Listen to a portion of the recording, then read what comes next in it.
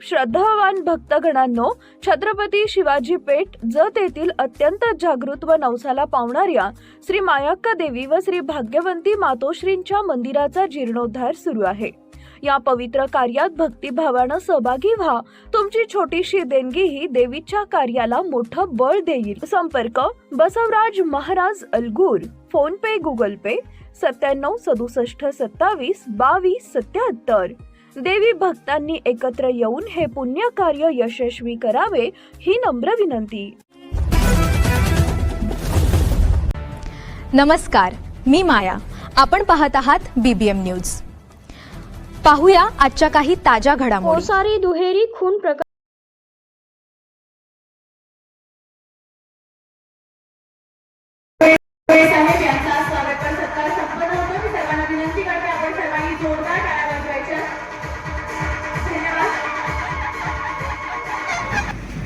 या देवभूमीतल्या सगळ्या देवांनी खऱ्या अर्थानं सेठ तुमच्यावर जबाबदारी दिलेली आहे। त्यांनी सगळ्यांना संधी देऊन बघितली, पण मला दुर्दैवानं इथली परिस्थिती माहिती आहे। आमचे सेठ माझ्याकडे आले, मला म्हटले, भाऊ जतच्या पंचायत समितीला इमारत नाही, अगदी पडायला लागलेली इमारत आहे। तेव्हा मला प्रश्न पडला, महाराष्ट्राची निर्मिती होऊन 65 वर्ष झाल्यानंतर सुद्धा जर जतच्या देवभूमीच्या पंचायत समितीला इमारत नसेल तर किती कर्तृत्ववान सुपुत्र या भागातले आमदार झाले हे आपण बघा। मी टीका कुणावर करणार, टीका करण्यासाठी आलो नाही। कदाचित त्यांनी प्रयत्न केला असेल, पण तसा देवाभाव गोपीशेठला देवाभाव मिळाला, गोपीशेठला दयाभाव मिळाला, कदाचित त्यांना तो मिळाला नसेल। या दोन्ही गोष्टी असतील तर आज या पंचायत समितीच्या इमारतीच्या भूमिपूजन प्रसंगी या ठिकाणी उपस्थित असलेले आणि ज्यांनी आत्ताच आपलं भाषण केलं आणि भाषणामध्ये मी एकदम साधा आहे असं त्यांनी भासवायचा प्रयत्न केला। हे जणू मला काहीच कळत नाही अशा पद्धतीनं सगळं आपल्याला सांगायचा प्रयत्न केला। पण तुम्हाला खरं सांगू, या महाराष्ट्रात सगळ्यात चतुर आमदार कोण असेल?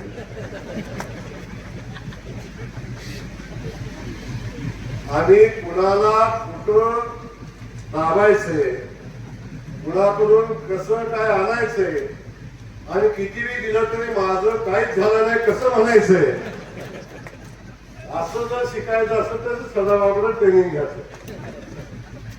एक लक्षात ठेवा, सदाभाऊ सारखा सहकारी मिळणं, जीवाभावाचा सहकारी मिळणं हे पण खऱ्या अर्थानं नशीबवानाचं काम असतं। तो सहकारी आज देवाभावाच्या रूपानं आम्हाला मिळाला, नेता मिळाला आणि सेठला आणि मला एक मोठा भाऊ मिळाला आहे। असा आमचा सहकारी तो कायम सातत्यानं आमच्या सुखदुःखात उभा राहणार, कायम प्रस्थापितांच्या विरोधात संघर्ष करणारा, नेतृत्वाच्या पाठीशी उभा राहणारा आणि चांगला असल्यावर कोणी येतो। आज मी मंत्री आहे कोणपणी, सेठ आमदार आहे कोणपणी, पण जेव्हा आम्ही काहीच नव्हतो तेव्हा सुद्धा आमच्या पाठीशी उभं राहण्याची भूमिका घेणारा आमचा सदाभाऊ, म्हणून आम्हाला सदाभाऊबद्दल प्रचंड प्रेम आणि अभिमान आहे की असा मित्र आज आमच्या सगळ्यांच्या सोबत आहे। त्यासोबत आज आपण या ठिकाणी उपस्थित आहेत गोपीशेठ। गोपीशेठच्या बाबतीत खऱ्या अर्थानं मी बोला असं नाही, गोपीशेठच्या बाबतीत या राज्यातला बहुजन समाज बोलतो। वंचित, उपेक्षित, ज्या ज्या भागातल्या लोकांच्या साठी आतापर्यंत कुणी काही केलं नाही त्या सगळ्यांची भूमिका म्हणणारं या राज्यातलं नेतृत्व कोण असेल तर आमचा गोपीशेठ आहे। म्हणून बहुजन हृदय सम्राट म्हणून त्या माणसाला आपण आता महाराष्ट्र ओळखतो आणि त्याच नेतृत्वाला जतच्या देवभूमीनं आपला प्रथम नागरिक केला, या भागाचा आमदार केला आणि आतापर्यंत जो जो विकासाचा बॅकलॉग या भागाचा राहिलाय तो विकासाचा बॅकलॉग भरून काढण्याची जबाबदारी ज्या गोपी शेठवर दिलेली आहे, त्या गोपी शेठच्या तालुक्यात आज येत असताना मला मनापासूनचा आनंद आहे. गोपी शेठ कोण म्हणतं बाहेरचा, कोण म्हणतं आतला, मलाही कोण कसं कसं म्हणत असतं, परंतु एक आहे जो ह्या मातीचा, बरोबर ना, जो ह्या मातीचा तो आपला. पण गोपी शेठकर आपण बघितलं आमदार व्हायच्या अगोदर आणि आमदार झाल्यापासून आपल्या आयुष्याचा प्रत्येक क्षण या मातीसाठी अर्पित केलेला माणूस म्हणून गोपी शेठ आपण बघतो. गोपी शेठच्या या कार्यक्रमासाठी येत असताना मला मनापासूनचा आनंद आहे. गोपी शेठ मला वाटलं आमदार कधी मध्ये लाट आल्या होते, किती अशीच लाट. मी आमदार झालो तेव्हा मी आमच्या जिल्ह्यातल्या अनेक जणांना वाटलं हे आले लाटेत, यंदा एकदा आले निवडून पुढच्या वर्षी लाव कार्यक्रम. पण गोपी शेठनं बघितलं आमदार झाला आणि गोपी शेठ आमदार झाल्यावर झालेली प्रत्येक निवडणूक, आमदार झालेली प्रत्येक निवडणूक गोपी शेठच्या नेतृत्वाखाली आदरणीय देवाभाऊंच्या आशीर्वादाने लढली. भारतीय जनता पक्ष ताकदीनं मैदानात आला आणि ना भूतो न भविष्यती अशा प्रकारचं यश या जत तालुक्यानं भारतीय जनता पक्षाला गोपी शेठच्या नेतृत्वाखाली दिलं. आज स्टेजवर बघा, अभिमान वाटेल असं स्टेज आहे. मागं नगरसेवक, जिल्हा परिषद सदस्य, भरभरून नेत्यांची संख्या. कोण होतो गोपी शेठवर? विधानसभेला उभा राहायला आला, शोधून स्टेजवर बसवायला लागायचा माणूस, जो मी इकडून तिकडून निसटायचा. आज बाजूला नगराध्यक्ष आहे, बाजूला सभापती आहेत, उपसभापती आहेत, उपनगराध्यक्ष आहेत, बहुमत आहे आपल्या जतच्या नगरपालिकेमध्ये. पलीकडे मागं पंचायत समितीमध्ये बहुमत आहे आणि जिल्हा परिषदेची भारतीय जनता पक्षाची जेवढी संख्या आहे त्यातली 70% संख्या आहे त्या जत मत आहे. हा अपघात होता का पत्रकार बंधू? हा अपघात नव्हता, या जतच्या भूमीनं दिलेला आशीर्वाद होता. या देवभूमीनं या गोपी शेठला इथं बोलवलं आणि सांगितलं आता गोपी शेठ तुम्हाला तुमची या मातीला गरज आहे.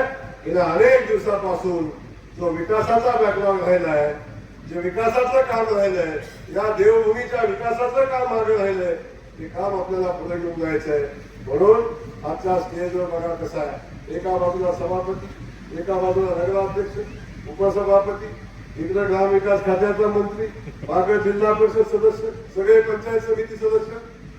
मला सांगायला आनंद वाटतो गोपी शेठ, मी ज्या खात्याचा मंत्री आहे, गोपी शेठचं माझं नातं फक्त आम्ही एका आईच्या उदरात आलेली 2 लेकरांना एवढंच आमची अडचण आहे, बाकी सगळं अडचण एकत्र. ज्या परिस्थितीत गोपी शेठ निर्माण झाला त्याच परिस्थितीत मी निर्माण झाला. आमचा संघर्षही तसाच आहे. जो संघर्ष गोपी शेठने केला त्याच्या पुढचा संघर्ष मी केला. मग आमदार झाल्यावर केला, मंत्री झाल्यावर पण केला, आताही करतोय. पण मला माहिती आहे जेव्हा जेव्हा प्रस्थापितांच्या विरोधातला लढा आपण उभा करतो, तो लढा छत्रपती शिवाजी महाराजांनी उभा केला. महाराजांना सुद्धा या गड्यांनी कधी सुखानं समाधानानं स्वराज्याचं युद्ध लढू दिलं नाही. ते आपल्याला गोपी शेठ काय लढू देणार आहे? आपल्या पुढे तर येणारच हे प्रश्न, पण तरी सुद्धा ताकदीनं शक्तीनं लढणारं हे नेतृत्व आपण सगळेजण या ठिकाणी बघतोय. त्यामुळं नगराध्यक्ष, उपनगराध्यक्ष सन्माननीय विक्रम पार उपनगराध्यक्ष आहेत, मनोज जाधव आमचे जिल्हा परिषदेचे अतिरिक्त मुख्य कार्यकारी अधिकारी आहेत, शशिकांतजी शिंदे आहेत आमचे डेप्टी शिव आहेत, खूप चांगलं काम या ठिकाणी करतात. जयकुमारजी नसते प्रांताधिकारी आहेत, सचिन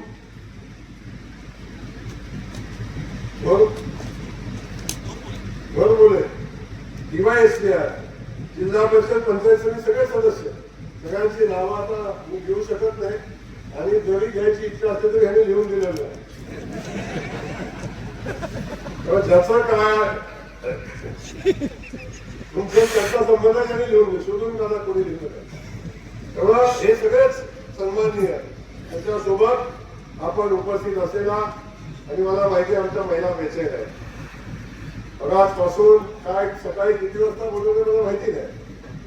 आमचे गडी इकडचे बसलेले आहेत त्यांनाही कधी बोलवले माहिती नाही. पण शेवटी एवढा उशीर झाला तरी सुद्धा एवढ्या मोठ्या संख्येने या ठिकाणी उपस्थित असलेल्या सगळ्या माता भगिनी आणि त्यासोबत आमचे पत्रकार बंधू या सगळ्यांचं मनापासून या ठिकाणी स्वागत करतो. आज मला अभिमान आहे, राज्याचा ग्रामविकास खात्याचा मंत्री म्हणून काम करण्याची संधी एका शेतकऱ्याच्या रेशनिंग दुकानदाराच्या पोराला राज्याचे मुख्यमंत्री आदरणीय देवेंद्र फडणवीस साहेबांनी दिली, भारतीय जनता पक्षाने दिली.